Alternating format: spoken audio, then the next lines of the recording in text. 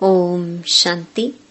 25 जून 2025 बाबा के महावाक्य।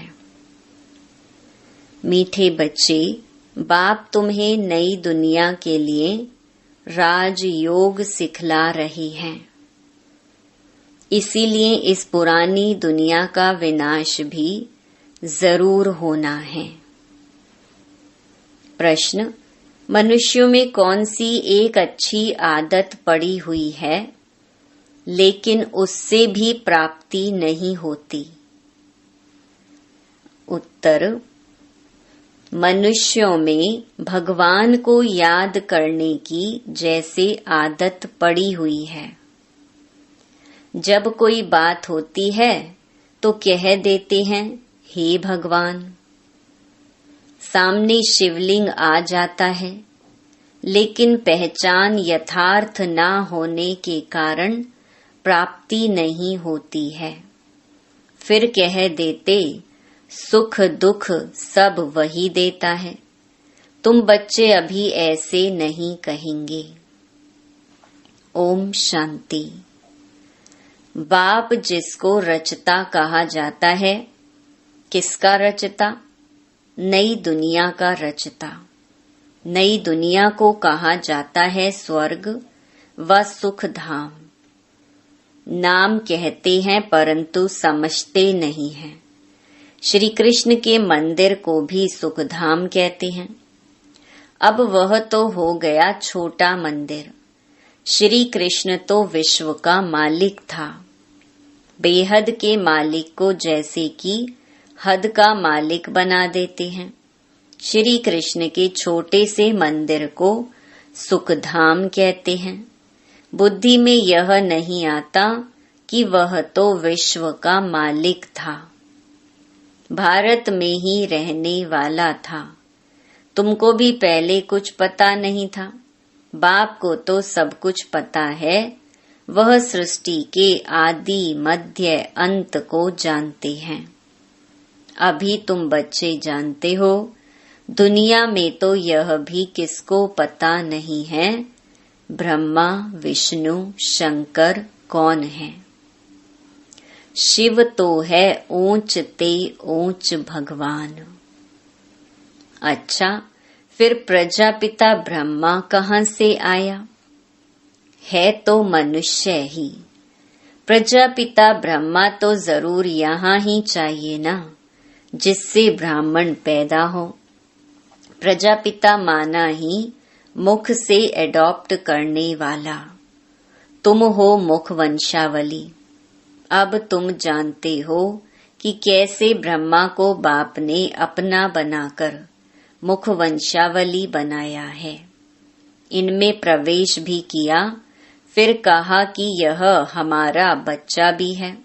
तुम जानते हो ब्रह्मा नाम कैसे पड़ा, कैसे पैदा हुआ, यह और कोई नहीं जानते हैं। सिर्फ महिमा गाते हैं कि परमपिता परमात्मा ऊंच ते ऊंच है, परंतु यह कोई की बुद्धि में नहीं आता कि ऊंच ते ऊंच बाप है। हम सभी आत्माओं का वह पिता है। वह भी बिंदु रूप ही है।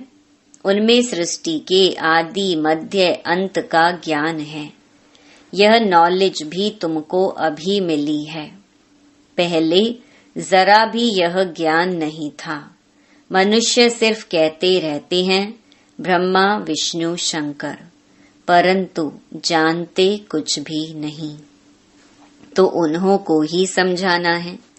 अभी तुम समझदार बने हो। जानते हो कि बाप ज्ञान का सागर है, जो हमको ज्ञान सुनाते हैं, पढ़ाते हैं। यह राजयोग है ही सतयुग नई दुनिया के लिए। तो जरूर पुरानी दुनिया का विनाश होना चाहिए। उसके लिए यह महाभारत लड़ाई है। आधा कल्प से लेकर तुम भक्ति मार्ग के शास्त्र पढ़ते आए हो। अब तो बाप से डायरेक्ट सुनते हो। बाप कोई शास्त्र नहीं बैठकर सुनाते हैं। जप तप करना, शास्त्र आदि पढ़ना, ये सब भक्ति है। अब भक्तों को भक्ति का फल चाहिए, क्योंकि मेहनत करते ही हैं भगवान से मिलने के लिए। परंतु ज्ञान से है सद्गति। ज्ञान और भक्ति दोनों इकट्ठे चल ना सके। अभी है ही भक्ति का राज्य, सब भगत हैं। हरेक के मुख से ओ गॉड फादर जरूर निकलेगा। अब तुम बच्चे जानते हो कि बाप ने अपना परिचय दिया है कि मैं छोटी बिंदु हूँ। मुझे ही ज्ञान का सागर कहते हैं। मुझ बिंदु में सारा ज्ञान भरा हुआ है। आत्मा में ही नॉलेज रहती है। अभी तुम बच्चे समझते हो कि उनको परम पिता परमात्मा कहा जाता है। वह है सुप्रीम सोल, अर्थात सबसे ऊंच ते ऊंच पतित पावन बाप ही सुप्रीम है ना। मनुष्य हे भगवान कहेंगे तो शिवलिंग ही याद पड़ेगा, वह भी यथार्थ रीति से नहीं। एक जैसे की आदत पड़ गई है कि भगवान को याद करना है। भगवान ही सुख दुख देता है। अभी तुम बच्चे ऐसे नहीं कहेंगे। तुम जानते हो कि बाप तो सुख दाता है। सतयुग में सुख धाम था, वहाँ दुख का नाम नहीं था। कलयुग में है ही दुख, यहाँ सुख का नाम ही नहीं। ऊंच ते ऊंच भगवान, वह है सर्व आत्माओं का बाप।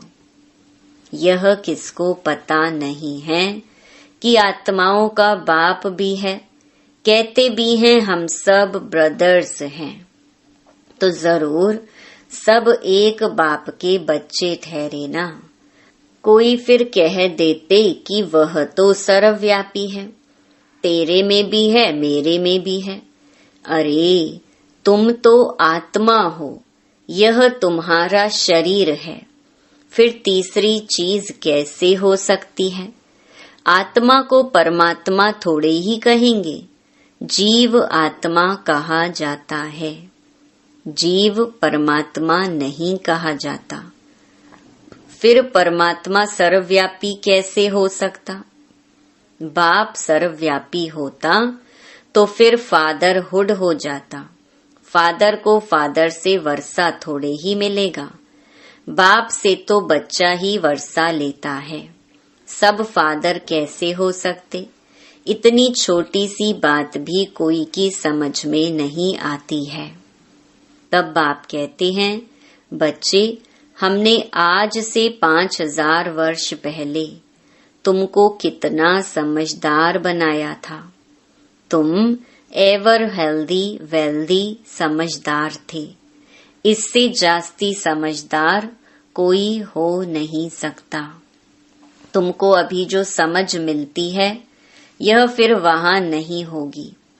वहां यह मालूम थोड़े ही रहता कि हम फिर गिरेंगे। यह मालूम हो तो फिर सुख की भासना ही ना आए। यह ज्ञान फिर प्रहलोप हो जाता है। यह ड्रामा का ज्ञान सिर्फ अभी तुम्हारी बुद्धि में है। ब्राह्मण ही अधिकारी रहते हैं। तुम्हारी बुद्धि में है कि अब हम ब्राह्मण वर्ण के हैं। ब्राह्मणों को ही बाप ज्ञान सुनाते हैं। ब्राह्मण फिर सबको सुनाते हैं। गायन भी है कि भगवान ने आकर स्वर्ग की स्थापना की थी, राजयोग सिखाया था। देखो श्री कृष्ण जयंती मनाते हैं। समझते हैं कि श्री कृष्ण वैकुंठ का मालिक था, परंतु वह विश्व का मालिक था, ये बुद्धि में नहीं आता।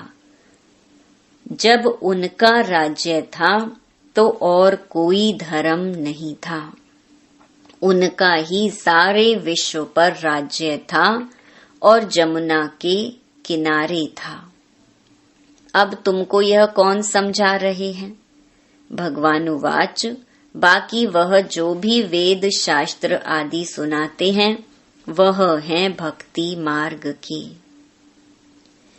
यहाँ तो खुद भगवान तुमको सुना रहे हैं।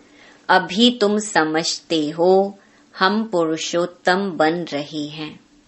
तुमको ही यह बुद्धि में है कि हम शांति धाम के रहने वाले हैं। फिर हम आकर 21 जन्मों की प्रारब्ध भोगेंगे। तुम बच्चों को अंदर में खुशी से गदगद होना चाहिए कि बेहद का बाबा शिव बाबा हमको पढ़ा रही हैं। वह ज्ञान का सागर है। सृष्टि के आदि मध्य अंत को जानता है। ऐसा बाबा हमारे लिए आया है तो खुशी में गुदगुदी होती है। बाबा को कहते हैं, बाबा हमने आपको अपना वारिस बनाया है। बाप बच्चों पर वारी जाते हैं। बच्चे फिर कहते हैं कि भगवान आप जब आएंगे तो हम आप पर वारी जाएंगे, अर्थात बच्चा बनाएंगे। यह भी अपने बच्चों को ही वारिस बनाते हैं। बाबा को वारिस कैसे बनाएंगे? ये भी गुहिया बात है। अपना सब कुछ एक्सचेंज करना, इसमें बुद्धि का काम है। गरीब तो झट एक्सचेंज कर लेंगे, साहूकार मुश्किल करेंगे, जब तक कि पूरी रीति ज्ञान ना उठावें। इतनी हिम्मत नहीं रहती। गरीब तो झट कह देते, बाबा हम तो आपको ही वारिस बनाएंगे, हमारे पास रखा ही क्या है। वारिस बनाकर फिर शरीर निर्वाह भी अपना करना है। सिर्फ ट्रस्टी समझकर रहना है।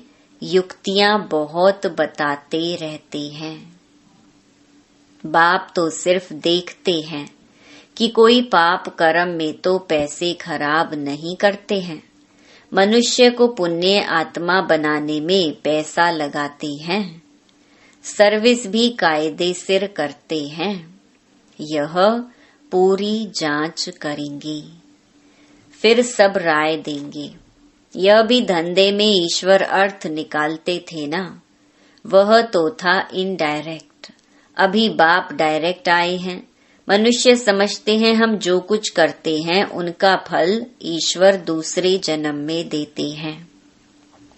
कोई गरीब दुखी है तो समझेंगे कर्म ही ऐसा किया हुआ है।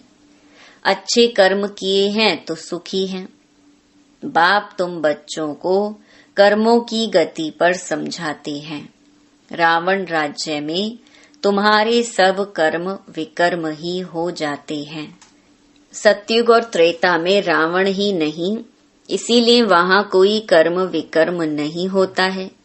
यहाँ जो अच्छे कर्म करते हैं उनका अल्प काल के लिए सुख मिलता है, फिर भी कोई ना कोई रोग खिटपिट तो रहती ही है, क्योंकि अल्प काल का सुख है। अभी बाप कहते हैं यह रावण राज्य ही खत्म होना है। राम राज्य की स्थापना शिव बाबा कर रहे हैं। तुम जानते हो यह चक्कर कैसे फिरता है। भारत ही फिर गरीब हो जाता है। भारत आज से 5000 वर्ष पहले स्वर्ग था। इन लक्ष्मी नारायण का राज्य था। पहले गद्दी इनकी चली थी। श्री कृष्ण प्रिंस, फिर स्वयंवर किया तो राजा बना। श्री नारायण नाम पड़ा। यह भी तुम अभी समझते हो तो तुमको वंडर लगता है। बाबा आप सारे रचता और रचना की नॉलेज सुनाते हो। आप हमको कितना ऊंच पढ़ाते हो। बलिहार जाऊं, हमको तो सिवाय एक बाप के और कोई को याद नहीं करना है। अंत तक पढ़ना है तो जरूर टीचर को याद करना है। स्कूल में टीचर को याद करते हैं ना, उन स्कूलों में तो कितने टीचर्स होते हैं, हर एक दर्जे का टीचर अलग होता है। यहाँ तो एक ही टीचर है, कितना लवली है। बाप लवली, टीचर लवली। आगे भक्ति मार्ग में अंधश्रद्धा से याद करते थे, अभी तो डायरेक्ट बाप पढ़ाते हैं, तो कितनी खुशी होनी चाहिए। फिर भी कहते बाबा भूल जाते हैं। पता नहीं हमारी बुद्धि आपको क्यों नहीं याद करती है। गाते भी हैं ईश्वर की गति मति न्यारी है। बाबा आपकी गति और सदगति की मत तो बड़ी वंडरफुल है। ऐसे बाप को याद करना चाहिए। स्त्री अपने पति के गुण गाती है ना, बड़ा अच्छा है।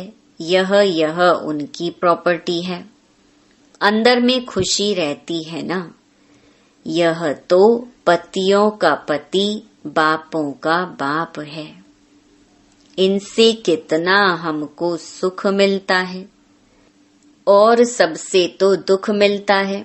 हाँ, टीचर से सुख मिलता है क्योंकि पढ़ाई से इनकम होती है। गुरु हमेशा किया जाता है वानप्रस्थ में। बाप भी कहते हैं मैं वानप्रस्थ में आया हूँ। यह भी वानप्रस्थी, मैं भी वानप्रस्थी। यह सब मेरे बच्चे भी वानप्रस्थी हैं। बाप, टीचर, गुरु तीनों ही इकट्ठे हैं। बाप टीचर भी बनते हैं, फिर गुरु बन साथ ले जाते हैं। उस एक बाप की ही महिमा है। यह बातें और कोई शास्त्र आदि में नहीं है। बाबा हर बात अच्छी रीति समझाते हैं। इनसे ऊंची नॉलेज कोई होती नहीं, ना जानने की दरकार रहती है। हम सब कुछ जानकर विश्व के मालिक बन जाते हैं, और जास्ती क्या करेंगे। बच्चों की बुद्धि में यह हो, तब खुशी में और उसी याद में रहे। पुण्य आत्मा बनने के लिए याद में जरूर रहना चाहिए। माया का धर्म है तुम्हारे योग को तोड़ना। योग में ही माया विघ्न डालती है। भूल जाते हो, माया के तूफान बहुत आते हैं। ये भी ड्रामा में नोंद है। सबसे आगे तो यह है, तो इनको सब अनुभव होते हैं।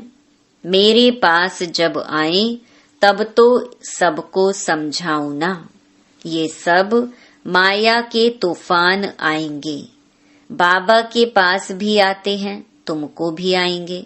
माया का तूफान ही ना आए, योग लगा ही रहे, तो कर्मातीत अवस्था हो जाए। फिर हम यहाँ रह ना सके। कर्मातीत अवस्था हो जाएगी तो फिर सब चले जाएंगे। शिव की बारात गाई हुई है ना। शिव बाबा आए तब हम सब आत्माएं जाएं। शिव बाबा आते ही हैं सबको ले जाने। सतयुग में इतनी आत्माएं थोड़े ही होंगी। अच्छा, मीठे मीठे सिके लधे बच्चों प्रति मात पिता बाप दादा का याद प्यार और गुड मॉर्निंग। रूहानी बाप की रूहानी बच्चों को नमस्ते। धारणा के लिए मुख्य सार। पहला, शिव बाबा को अपना वारिस बनाकर सब कुछ एक्सचेंज कर देना है। वारिस बनाकर शरीर निर्वाह भी करना है, ट्रस्टी समझकर रहना है। पैसे कोई भी पाप कर्म में नहीं लगाने हैं। दूसरा, अंदर खुशी में गुदगुदी होती रहे कि स्वयं ज्ञान का सागर बाबा हमको पढ़ा रहे हैं। पुण्य आत्मा बनने के लिए याद में रहना है, माया के तूफानों से डरना नहीं है। वरदान, सत्यता के आधार पर एक बाप को प्रत्यक्ष करने वाले निर्भय अथॉरिटी स्वरूप भव। सत्यता ही प्रत्यक्षता का आधार है। बाप को प्रत्यक्ष करने के लिए निर्भय और अथॉरिटी स्वरूप बनकर बोलो, संकोच से नहीं। जब अनेक मत वाले सिर्फ एक बात को मान लेंगे कि हम सबका बाप एक है और वही अब कार्य कर रहे हैं, हम सब एक की संतान एक हैं और यह एक ही यथार्थ है, तो विजय का झंडा लहरा जाएगा। इसी संकल्प से मुक्ति धाम जाएंगे और फिर जब अपना अपना पार्ट बजाने आएंगे तो पहले यही संस्कार इमर्ज होंगे कि गॉड इज वन। यही गोल्डन एज की स्मृति है। स्लोगन, सहन करना ही स्वयं के शक्ति रूप को प्रत्यक्ष करना है। अव्यक्त इशारे, आत्मिक स्थिति में रहने का अभ्यास करो, अंतर्मुखी बनो। जैसे यह देह स्पष्ट दिखाई देती है, वैसे अपनी आत्मा का स्वरूप स्पष्ट दिखाई दे, अर्थात अनुभव में आए। मस्तक अर्थात बुद्धि की स्मृति व दृष्टि से सिवाय आत्मिक स्वरूप के और कुछ भी दिखाई न दे व स्मृति में न आए। ऐसे निरंतर तपस्वी बनो, तब हर आत्मा के प्रति कल्याण का शुभ संकल्प उत्पन्न होगा। भल कोई अपने संस्कार स्वभाव के वश आपके पुरुषार्थ में परीक्षा के निमित्त बना हुआ हो, उसके प्रति भी सदा कल्याण का संकल्प उत्पन्न हो। अच्छा, ओम शांति।